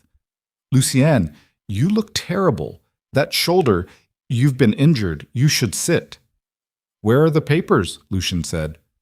A pause. Small. Surgical. "I don't know what papers you're referring to." "Lord Aldrich Vale's personal investigation files, confiscated 3 years ago following his conviction, filed in the Privy Council archive under your direct administrative authority." He held Vale's gaze. "Where are they?" Something moved in Vale's expression. The warmth remained, but something behind it shifted. A gear changing, a recalibration, the internal adjustment of a man who had just received a piece of information he hadn't possessed 30 seconds ago. He hadn't known Lucien knew about the papers. He recovered in under 2 seconds, which was impressive even by the standards of the company he was in. "The archive is a matter of imperial record," Vale said. "Any inquiry into its contents would require formal council authorization, which I'm afraid—" "Edrin Solis is in custody," Lucien said. The chamber went very quiet. One of the men near the eastern wall moved, not much, a weight shift, an instinctive adjustment, and Lucien tracked it without moving his eyes from Vale. "He's been very forthcoming," Lucien said, "about his function, his instructions, the specific document he processed 3 years ago, including the seal application." He paused. "About you." Vale looked at him. The warmth was gone now, not replaced by hostility or fear, but by something cleaner and colder, the face of a man who had spent 37 years in rooms like this and understood that the social layer was finished, and they were operating in a different register now. "You have a wounded shoulder," Vale said quietly. "Two riders I can see through the chamber's side windows, and an intelligence network that has, I'm afraid, a rather significant structural flaw you weren't aware of." He tilted his head slightly. "Solus was not the only placement, Lucien. He was the one I was willing to lose." The cold that moved through Lucien's chest wasn't fear. It was the specific sensation of a calculation reaching a conclusion he hadn't wanted to reach. The sensation of a variable he'd treated as fixed, revealing itself as moving. "Which one?" he said. "Does it matter?" Vale moved down from the dais, unhurried, the movement of a man who believed the geometry of the room was still his. "You've spent 3 years building something very impressive. The garrison network, the financial mapping, the patience. I'll admit I underestimated your patience. Most men in your position would have moved far earlier and given us something clean to work with." He stopped 10 feet away. "But you built all of it through a household that was already mine." "Not all of it," Lucien said. "Enough of it." Vale's voice was almost gentle. "The garrison captains you trusted. I know 3 of their names. The document case you compiled, I know what's in it. The council session you were planning, I've had the relevant members managed for the past 2 weeks, since I confirmed you were moving toward exposure." Lucien stood in the center of the chamber floor and let that land and felt something happen inside him that was outside the vocabulary of strategy. Not despair. He'd been built against despair specifically, had spent his entire adult life calibrating his internal temperature against exactly this kind of information, but the specific grinding recognition that the ground he'd thought was solid had been hollow all along. And the question wasn't whether he'd been walking on hollow ground, but whether there was any solid ground left to move to. He thought about Seraphina in the archive with Vane. Vane, whose name Vale had not mentioned. He filed that. "The Emperor," Lucien said. "You've briefed him."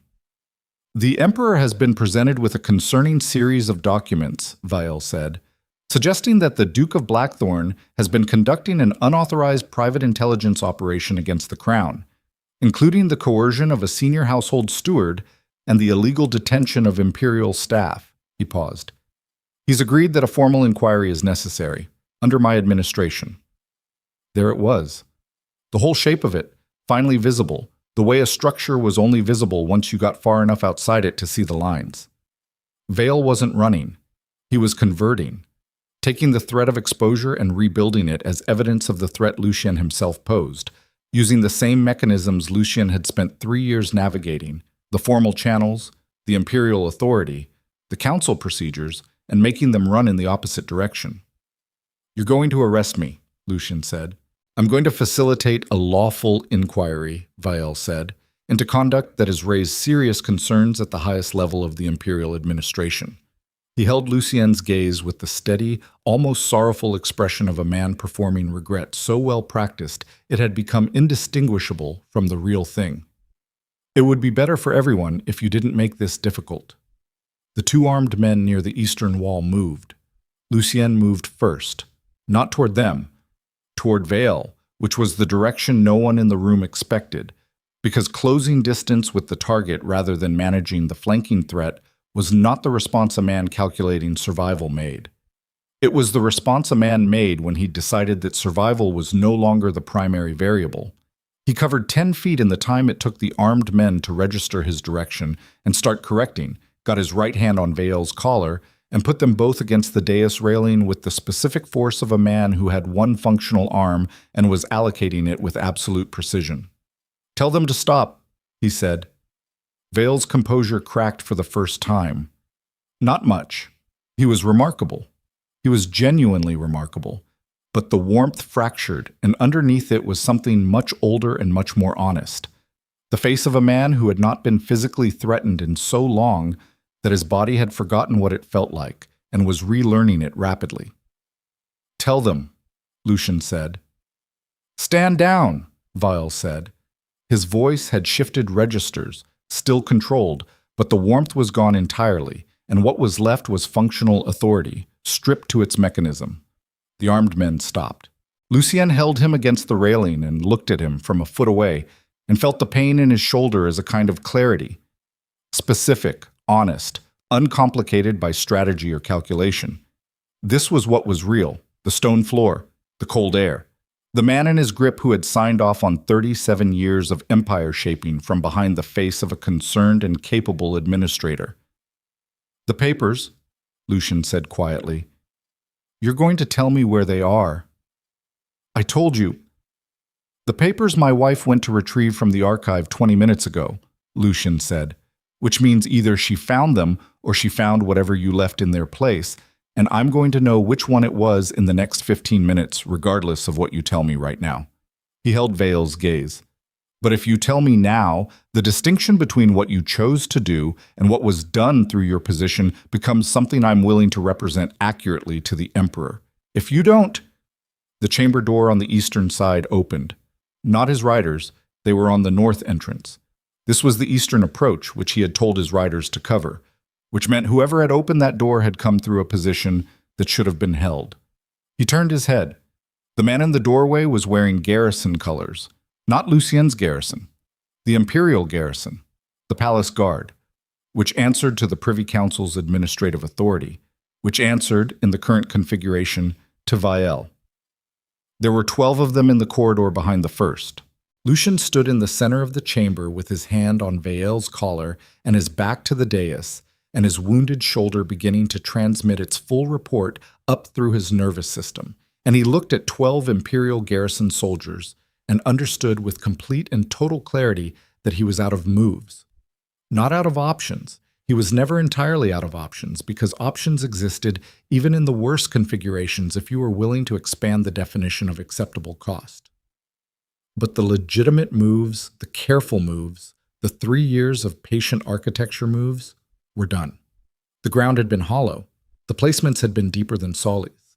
The network he'd built had been permeable in ways he hadn't been able to map, because the breach predated his awareness of the threat. He thought about what that meant.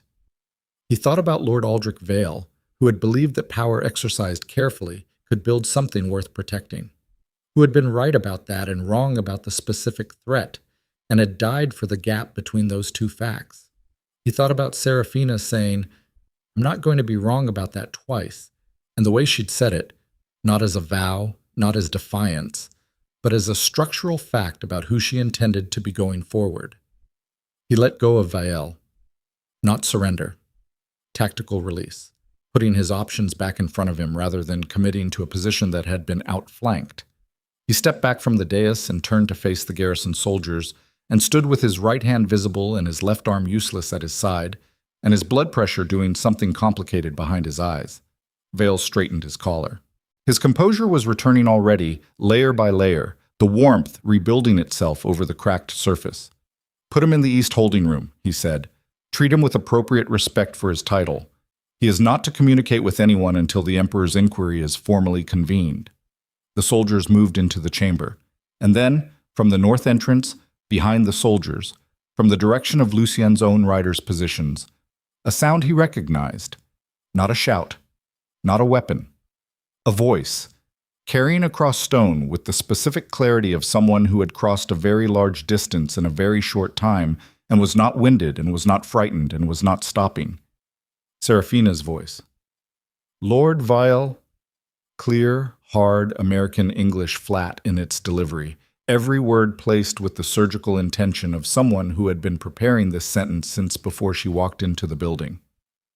"Before you continue, you should know that the inquiry you're planning to convene is going to require explaining why Lord Aldrich Vale's personal investigation files, which document the illegal redirection of Imperial military procurement funds through a series of accounts bearing your personal authorization codes, are currently in the possession of Duke Dravenhart's legal representative, with copies already dispatched to 3 separate locations outside the capital." The chamber went absolutely silent. Vale turned. Seraphina stood at the north entrance, Vane at her shoulder, and in her hand was a document case, old leather, unmarked. That was not the case from Lucien's war room. It was different, older. A case that had been sitting in a Privy Council archive for 3 years, while the man who had put it there went to funerals and council sessions and imperial celebrations and held the hands of the people whose lives he had ruined. Her father's case. She looked at Vial across the chamber, and her face was the face Lucien had first seen at the altar. Composed, operational, the face that meant nothing on the surface and everything underneath. And behind it was 3 years of survival and loss and reconstruction, and the specific, bone-deep fury of a woman who had just put her hands on the proof she had been owed since the beginning. She looked, for exactly 1 second, at Lucien. Something passed between them in that second that had no name in the social register of the Empire of Valedorn, no formal category in the language of political marriages or strategic alliances or the careful negotiation of trust between two people who had every reason not to trust each other and had done it anyway. Then she looked back at Vial. "Your move," she said. Vale stood in the center of his own chamber with 12 soldiers at his back and the financial architecture of a decade's conspiracy in the hands of the woman he'd placed here as a lever, and his warmth completely, finally, irreversibly gone. And for the first time in 37 years of operating in rooms exactly like this one, Casimir Vale looked like what he had always been underneath the construction, cornered. The eastern wall of the chamber exploded inward. Not metaphorically. The stone wall, the section between the two arched windows, came apart under the impact of something large and fast and deliberate, and through the gap in the dust and the cold morning air that rushed in behind it came riders, Lucien's northern garrison colors, 8 of them, and at the front a Captain Lucien recognized as one of the 3 Vale had claimed to know, and which meant either Vale had been wrong or the captain had made a choice in the last 20 minutes about which side of this he was standing on. The chamber became chaos. The Imperial garrison soldiers turned toward the breach. Vane moved into the room from the north, shoulder to shoulder with 2 of Lucien's riders, who had apparently not been neutralized after all. Vale was moving toward the eastern exit, faster than a 53-year-old man should have been moving. The warmth and the composure and the administrative gravity all gone, and underneath it something that had always been there and now had nowhere left to hide. Survival, naked and determined and very, very fast. Lucien's right hand found a blade he'd taken from one of his riders before he'd entered the building, and he moved across the chamber with his shoulder screaming and his vision narrowing to the specific point of Vale's back and the eastern door and the 12 feet between now and the moment everything either ended or didn't. He was not going to be stopped by this. He was not going to lose this to the last 50 feet. He was not going to let Casimir Vale reach the door. And behind him, in the dust and the noise and the cold air pouring through the broken eastern wall, with the orange glow of the burning procurement records visible through the gap against the pre-dawn sky, Seraphina Vale, his wife, his impossible, infuriating, extraordinary wife, was already moving to cut off the secondary exit that Vial thought no one but him knew about, because she had spent 20 minutes in the archive with the building plans, and she had not, as Lucien would later understand and never stop being grateful for, been wrong about a single thing. Vale didn't make the door. He made it 8 feet. Then Seraphina came through the secondary passage, the servants' corridor running behind the eastern wall, the one she'd found on the archive building plans, and she was standing between him and the exit with her father's document case under her left arm, and nothing in her right hand and nothing on her face except the specific, absolute stillness of someone who had been moving toward this point for 3 years and had arrived and was not moving anymore. Vale stopped. Behind him the chamber was still loud. Boots on stone, shouted orders, the particular acoustic chaos of a room full of armed men recalculating allegiance in real time. The Imperial garrison soldiers had split at some point in the last 40 seconds between the ones who understood that the tide had turned and the ones who hadn't gotten there yet, and Vane was managing the latter with the focused efficiency of a man who found this kind of work straightforward. Lucien came through the main chamber behind Vial and stopped 6 feet back. Vale stood between them. 53 years old. 37 years of the kind of proximity to imperial power that leaves marks on a man's posture and his voice, and his understanding of what was possible and what wasn't. He looked, in this corridor with the morning light starting through the passage window, like what he had always been underneath the construction. Not a monster. Lucien had stopped expecting monsters years ago, but a man who had made a series of decisions across a very long time, each one smaller than the last, each one building on the architecture of the previous ones until the architecture was the man, and the man couldn't see it from the inside anymore. He looked, specifically, tired. The same kind of tired Solis had looked, back in the war room. "There's nowhere to go," Lucien said. Vale didn't answer immediately. He looked at Seraphina.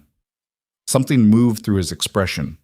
Not guilt exactly, but its geographic neighbor, the territory adjacent to it where a man stood when he recognized the full shape of what he'd done in the face of the person it had been done to. "Lady Vale," he said. Not Lady Dravenhart. The old name.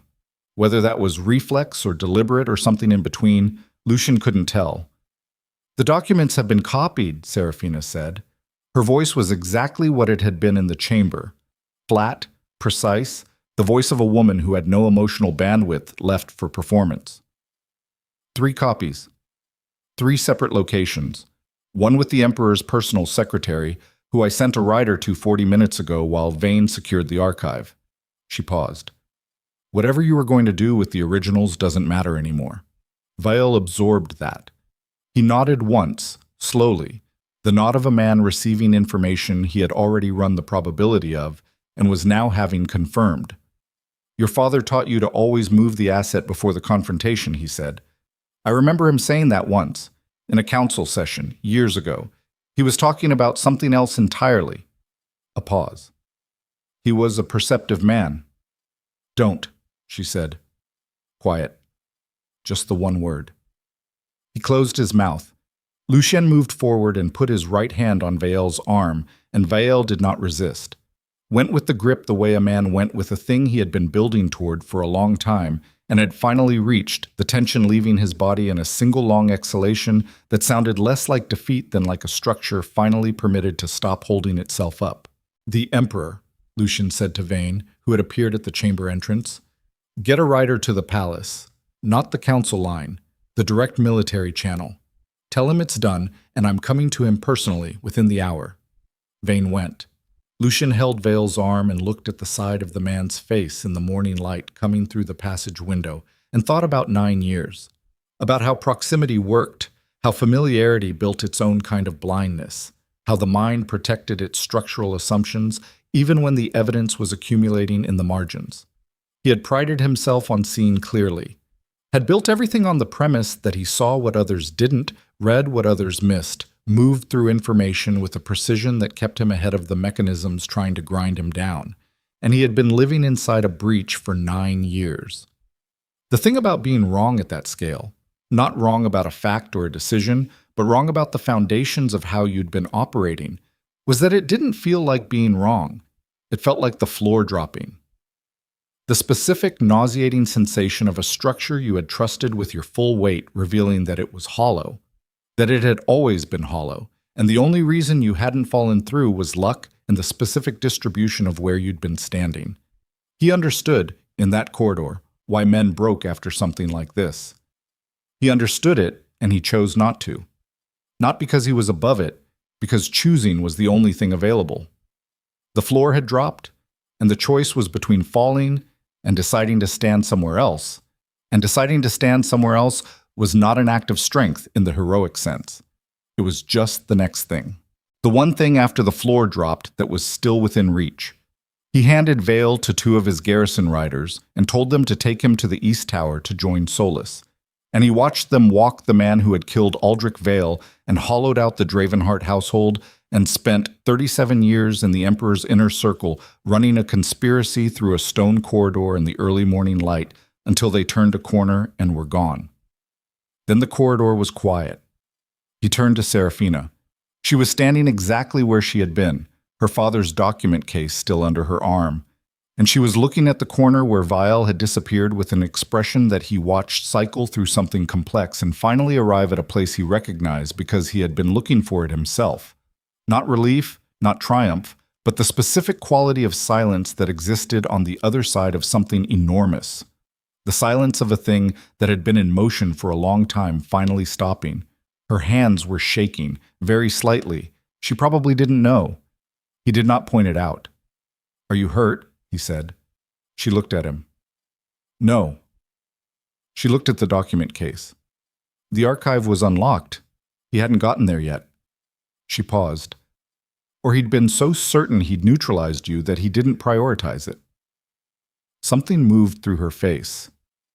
"My father's handwriting," she said. "The notes in the margins. I recognized it immediately." She stopped. "I didn't have time to read them." "You will," he said. She looked at him for a moment, then nodded once. The same kind of nod he'd given her at the end of things, the acknowledgement of a fact too large for the moment to hold fully. They walked out of the council building into the morning. The eastern fire was still burning, lower now, the procurement building's stone shells standing in their own smoke, while the wooden interior structures collapsed into ash. Around them, the capital was fully awake. Not panicked, not yet, but alert with the specific urban attention of a city that could feel something large had happened and was waiting for the shape of it to emerge from the smoke. Lucien's riders had held the perimeter, and the streets within a 2-block radius were clear. Beyond that, the ordinary machinery of morning was in motion. Carts, voices, the sounds of a city going about the business of existing. He stood on the council building's steps and looked at the sky. Dawn had finished arriving. The sky above Astrovax was the pale, washed gray of early light before color returned to it, the specific hour when the city looked like a sketch of itself, all line and form, no warmth yet, nothing completed. He had always found it the most honest hour, the city without its decorations. His shoulder had graduated from distracting to genuinely concerning. The dressing was holding, but the arm was wrong in ways that would require proper attention within the next few hours, or the wrongness would become permanent, and he registered that fact with the calm detachment of someone who had more urgent things to process first. He thought about what came next, not in the tactical sense. The tactical sense was relatively clear. The Emperor's audience, the formal presentation of the documents, the council restructuring that would need to happen, the network of 12 confirmed and 15 suspected that would need to be worked through one by one in the weeks ahead. That was machinery. He understood machinery. He thought about what came next in the other sense. The one he didn't have established procedures for. He had spent 3 years building toward a single point, the dismantling of the Crimson Hand, the exposure of the men who had used his name and his household and his reputation to kill a good man and poison an empire. He had oriented everything around that point, every acquisition, every appointment, every carefully managed relationship and strategically allowed distance had been in service of that singular direction. The point had been reached. He had no architecture for what existed on the other side of it. "You're thinking too loud," Seraphina said. She was standing beside him on the steps, looking at the smoke rising from the eastern bank. She hadn't moved to create distance between them. They were standing close. The proximity of people who had been through something together. The kind of closeness that wasn't chosen consciously, but settled into place like something finding its own level. "What does that look like from the outside?" he said, like someone doing very precise calculations about a problem they're not going to solve by calculating. She paused. "My father used to do it. He'd stand somewhere and you could see the machinery running and you knew the best thing was to just let it finish. And then he'd say something true." She looked at the smoke. Usually something he'd been avoiding saying. Lucien looked at the sky. The gray was warming, slightly, the first intimation of color at the eastern edge. He thought about what was true and what he'd been avoiding saying, and those two categories had, in the last 12 hours, developed a significant overlap. "I didn't know if I was going to tell you the truth last night," he said. "I had decided I wouldn't. The plan was to manage the marriage the way I'd managed everything else, at a controlled distance, information on a need-to-know basis, no variables I couldn't account for." He paused. "Then you turned around from that window and looked at me like you were cataloging everything you might need to use against me later, and I understood that the controlled distance approach was going to cost me something I hadn't budgeted for."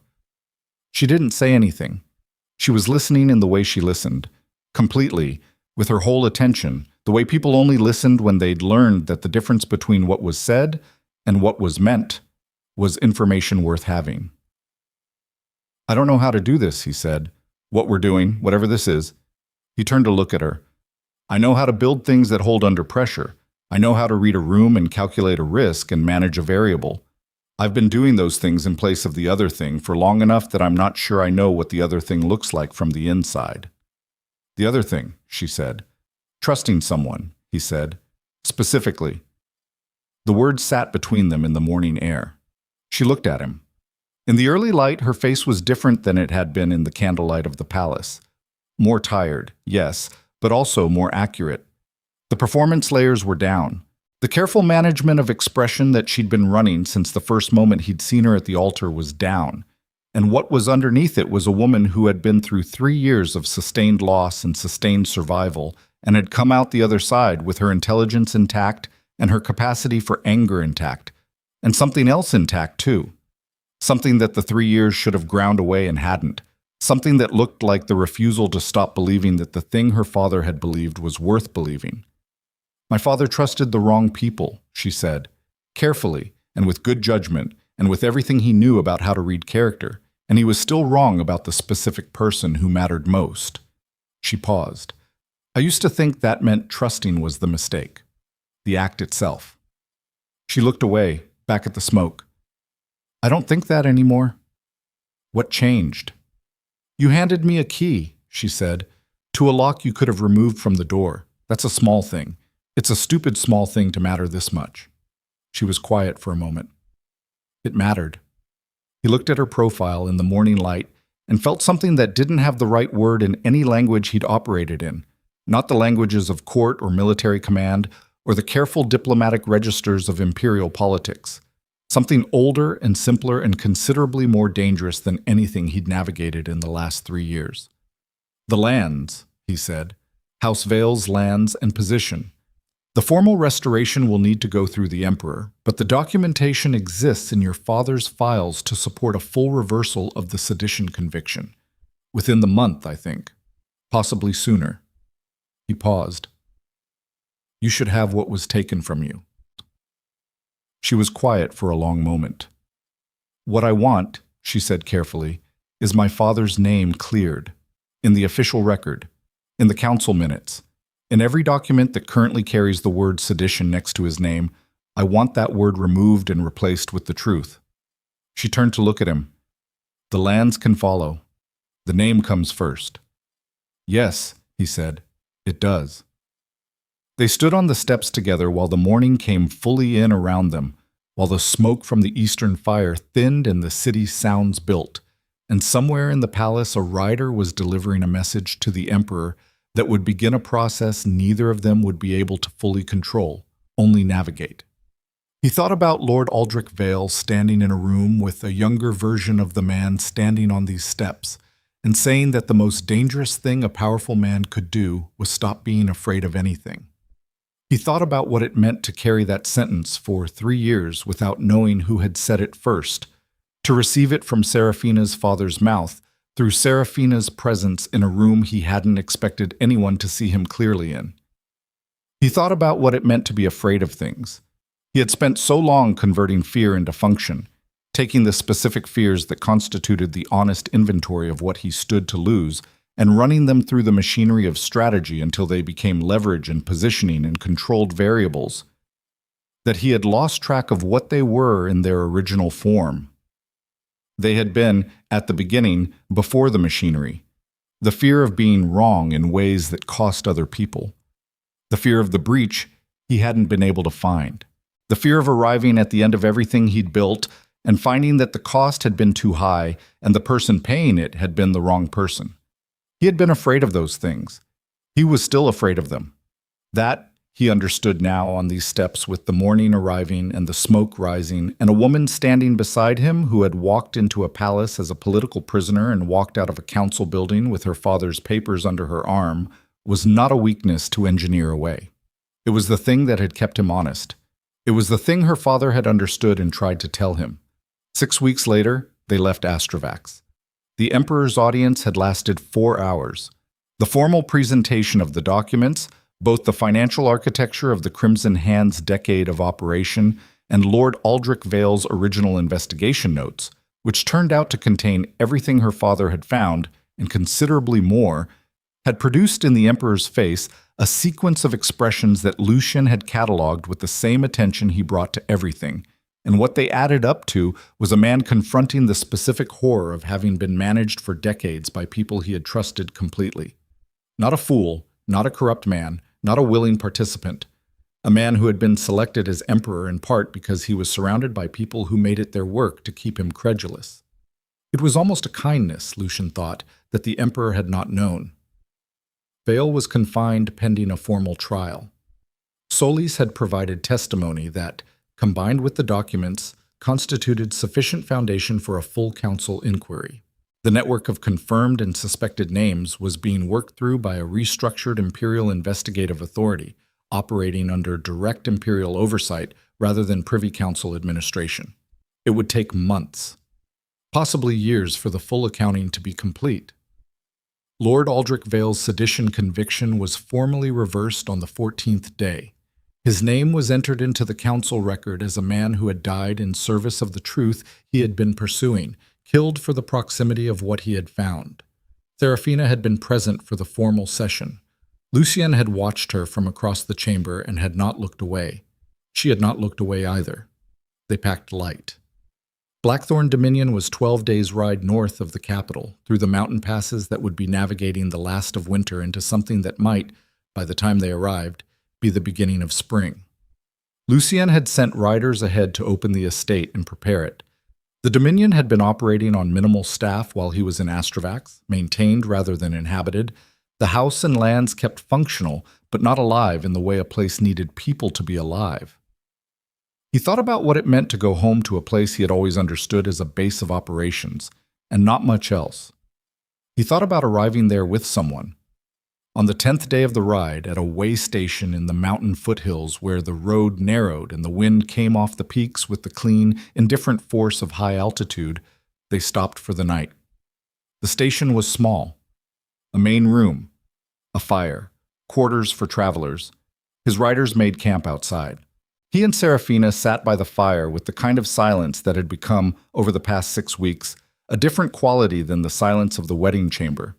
Not hostile, not tactical, just the silence of two people who had learned each other's specific weight in a room. She had her father's notes in her hands. She had been reading them, on and off, since the archive. She read them the way she read everything, completely, carefully, returning to the same pages multiple times, cross-referencing, building. He had asked once if she wanted to be alone with them, and she had said no without looking up, which he had filed in the category of things that mattered more than they appeared to. He knew, she said. He looked at her. He had gotten further than I thought. He wasn't close to the outer edge of the network. She turned a page. He was close to Vale directly. He had found a financial signature, a specific pattern of fund movement that he traced to a Privy Council administrator's personal account. He didn't have a name yet. Another week, maybe 2. She was quiet for a moment.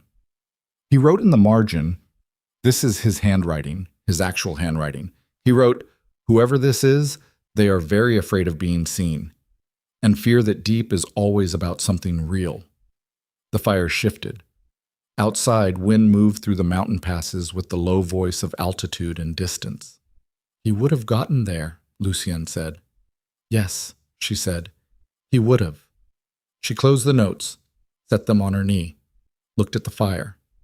I used to think about what I'd do if I ever found out who it was, what I'd want to happen. I had very detailed ideas about that. She paused. Standing in that corridor, watching them take Vale away, I kept waiting to feel the thing I'd been imagining feeling. The closure, the settling, the weight lifting. Did it. Partially, she said. The part of it that was about justice, about the record being corrected, about his name. She looked at her hands. The part that was about my father being alive. That part doesn't respond to justice. She said it without self-pity, just the clean accuracy of someone who had been honest with themselves about what was possible and what wasn't. That part doesn't respond to anything. No, he said, it doesn't. She looked at him. There was a question in the look. Not the tactical question, not the calculation. Something more direct and more honest than either of those. Your father, she said. It wasn't quite a question. 2 years before I suspected the organization, he said. Heart failure. Official record. He was quiet for a moment. Solis confirmed 3 weeks ago that it wasn't natural. There was a method, clean, undetectable without specific knowledge. He paused. I didn't know when it happened. I didn't know for another 2 years. By the time I understood what I was dealing with, the grief had already been through its whole process under a wrong name. She held his gaze. You've been carrying that alone, she said. Yes. For 3 years. Longer. He looked at the fire. I'm used to it. I know, she said. That's not a virtue. He looked back at her. Something moved through him. Not quite amusement, but in the same family. No, he said. I'm beginning to understand that. She reached across the space between them and put her hand over his. Not grasping, not dramatic, just her hand covering his where it rested on his knee, the way you put a hand on something to tell it you're there. Simple. Specific. Exactly the weight it was. He turned his hand over. She didn't pull back. They sat like that by the fire in the mountain way station with the wind outside and the notes on her knee and the last 12 days of the ride still ahead of them, and neither of them said anything for a long time. Because nothing needed to be said. Because what was real right now was the fire and the wind and the fact of having survived the thing they'd walked into and come out the other side with something neither of them had had going in. Not power.